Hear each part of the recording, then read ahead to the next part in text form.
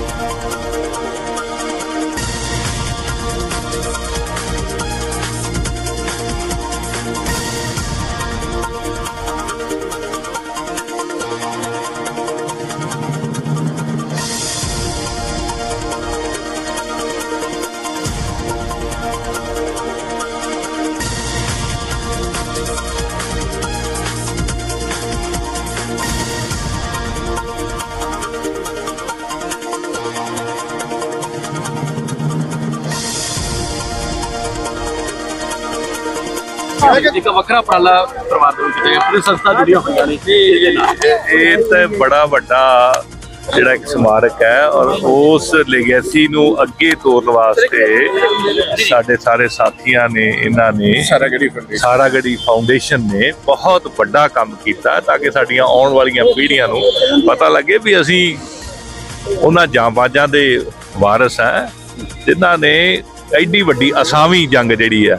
ਮਤਲਬ ਦੁਨੀਆ ਦੀਆਂ ਮਹਾਨ ਜੰਗਾਂ ਦੇ ਵਿੱਚ ਗਿਣੀ ਜਾਂਦੀ ਹੈ ਜੰਗ ਦੁਨੀਆ ਦੇ ਵਿੱਚ ਵੱਖ-ਵੱਖ ਦੇਸ਼ਾਂ ਦੇ ਵਿੱਚ ਪੜ੍ਹਾਈ ਜਾਂਦੀ ਹੈ ਉਹ ਜੰਗ ਸੋ ਅਸੀਂ ਉਹਨਾਂ ਦੇ ਵਾਰਿਸ ਹਾਂ ਬੜੇ ਮਾਣਮੱਤੀ ਗੱਲ ਔਰ ਇਸ ਗੱਲ ਨੂੰ ਅੱਗੇ ਲੈ ਜਾਣਾ ਸਾਰਾਗੜੀ ਫਾਊਂਡੇਸ਼ਨ ਦਾ ਮੈਂ ਧੰਨਵਾਦੀ ਹਾਂ।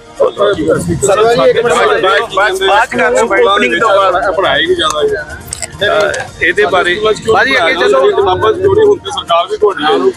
ਮੈਂ ਇਹਦੇ ਬਾਰੇ ਐਜੂਕੇਸ਼ਨ ਮਿਨਿਸਟਰ ਨਾਲ ਗੱਲ ਕਰਾਂ।